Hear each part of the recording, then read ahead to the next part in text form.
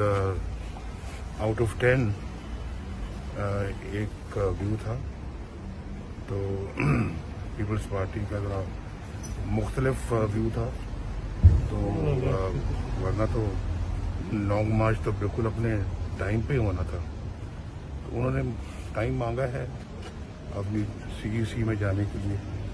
तो रीजन आपको पता ही है, मुझे आप क्यों पूछ रहे हैं? मियां साहब, तो ये भी सुना है कि जरदारी साहब की एस्टेब्लिशमेंट से डील हो चुकी है और वो अब एक मनसूबा बंदी के तहत चीजों को पहले स्लो किया गया। मैंने और आपका ट्वीट पढ़ा है।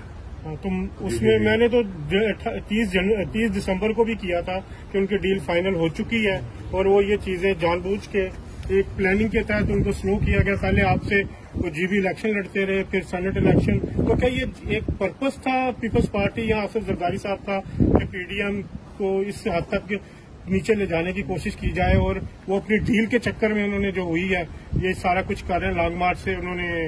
तो मुझे क्यों सवाल पूछ रहे हैं आप? क्योंकि ये तो एक चीज नजर आ रही है ना कि जिस तरह बाय पर्पस चीजें हुई हैं और वो एक दफा फिर कह रहे हैं वो इस्तीफे तो देने के हक में नहीं है। देर हो रही है जी। आप सब लोग एक और चीज कि आपको डायरेक्ट हिट किया गया जबकि जरदारी साहब को 1.5 साल दुबई में बैठे रहे ईंट से ईंट बजाने का बयान दे के। और जब आपकी पता कि बीमारी की वजह से आप हैं तो पर्पजली उन्होंने जो आज आपको किया, फिर साहबदार साहब को किया था कि साहबदार साहब की तो सस्पेंशन हुई है सुप्रीम कोर्ट के हुक्म के मुताबिक। तो इसको कैसे आप देखते हैं कि क्या ये चीजें काबिल कबूल है आपकी नो पार्टी? उसी तरह से देखें जिस तरह से आप देख रहे हैं।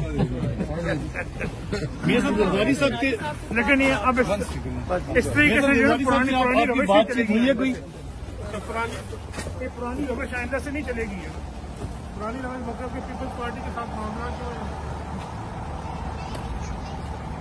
अभी आज के लाया मन क्या होगा कुछ